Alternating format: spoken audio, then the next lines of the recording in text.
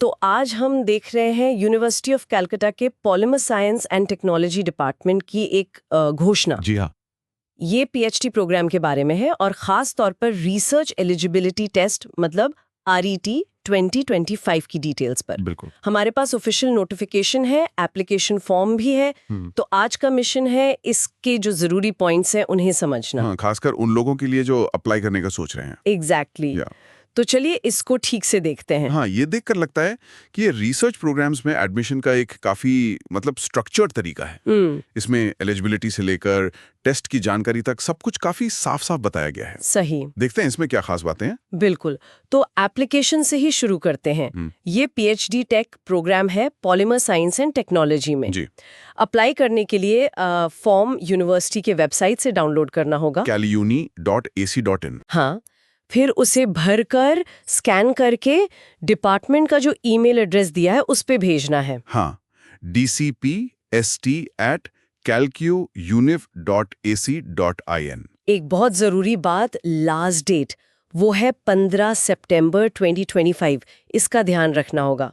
हाँ, ये डेट जरूरी है और इसके साथ ही एप्लीकेशन फीस भी है 100 रुपीज की। अच्छा, सिर्फ 100 रुपीज? हाँ, और ये ऑनलाइन पे करनी है स्टेट बैंक कलेक्ट पोर्टल के जरिए। ओके।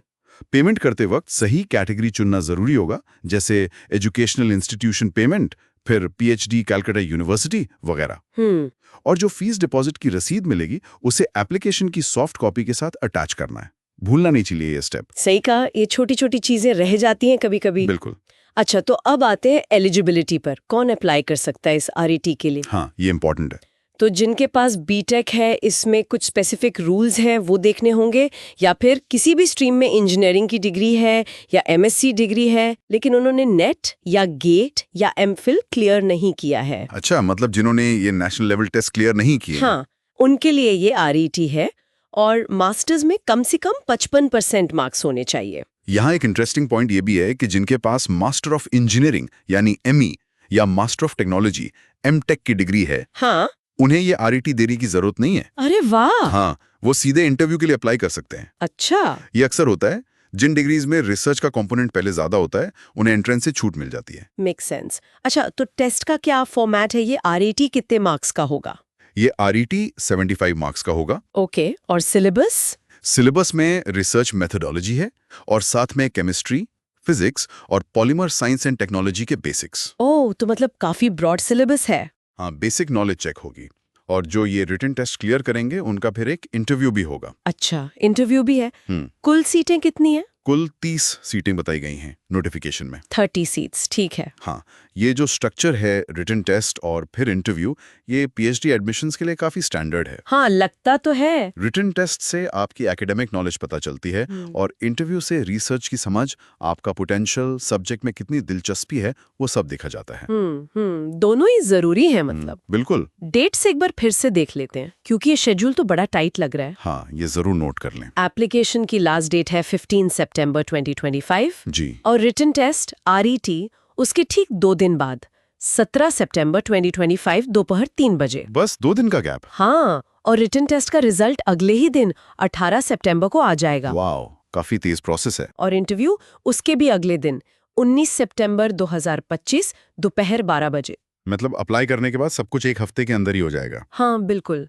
फॉर्म भरने के बाद तैयारी का ज्यादा वक्त नहीं है और रिजल्ट्स ईमेल से बताए जाएंगे। एप्लीकेशन फॉर्म की बात करें तो उसमें वही स्टैंडर्ड डिटेल्स मांगी गई हैं, आपकी पर्सनल जानकारी, एकेडमिक क्वालिफिकेशंस का पूरा रिकॉर्ड। टेबल दिया होगा शायद भरने के लिए। हाँ, एक टेबल होता है और नेट गेट PhD का स्टेटस बताना होगा और सिग्नेचर के साथ सारे डॉक्यूमेंट्स की अटेस्टेड कॉपीज लगानी होंगी। और हाँ, बाद में वेरिफिकेशन के लिए ओरिजिनल्स भी दिखाने पड़ेंगे। ये तो है, ओरिजिनल वेरिफिकेशन तो होता ही है। अच्छा, नोटिफिकेशन में कुछ और जरूरी बातें भी लिखी हैं। हाँ, कुछ नोट्स दिए होते हैं अक्सर। जैसे टेस्ट या इंटरव्यू के लिए कोई TADA नहीं मिलेगा, मतलब आने जाने और रहने का खर्चा खुद उठाना होगा। ये स्टैंडर्ड होता है ज्यादातर यूनिवर्सिटीज में। और जो लोग रिजर्वेशन कैटेगरी में आते हैं, SC, ST, OBC, उनके लिए वेस्ट बंगाल गवर्नमेंट के नियम लागू होंगे। हाँ, वो 100 पॉइंट रोस्टर सिस्टम के हिसाब से। हाँ, ताकि सबको फेयर रिप्रेजेंटेशन मिले। हाँ, और एक और काम की बात लिखी है कि फैकल्टी के रिसर्च इंटरेस्ट यूनिवर्सिटी की वेबसाइट पर देखे जा सकते हैं। हाँ, www.caluniv.ac.in। और ये जो आखिरी पॉइंट है ना, फैकल्टी के रिसर्च इंटरेस्ट देखने वाला, हाँ, ये असल में बहुत बहुत ज़रूरी है।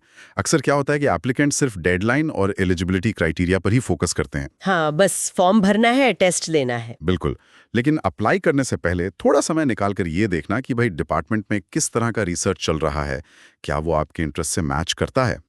ये एक सक्सेसफुल पीएचडी जर्नी के लिए समझ लीजिए नींव का काम करता है। सही बात है।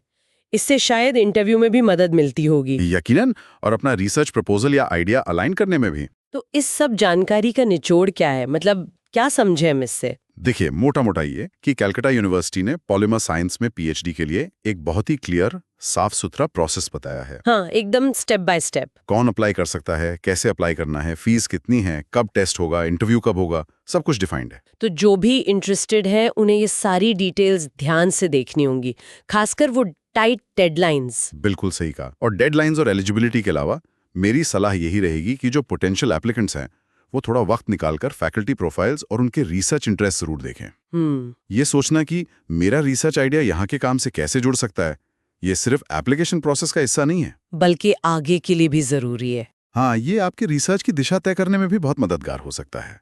शायद ये वो पहला कदम है जो सिर्फ एडमिशन तक नहीं, बल्कि एक मीनिंगफुल रिसर्च एक्सपीरियंस की तरफ ले जाता है।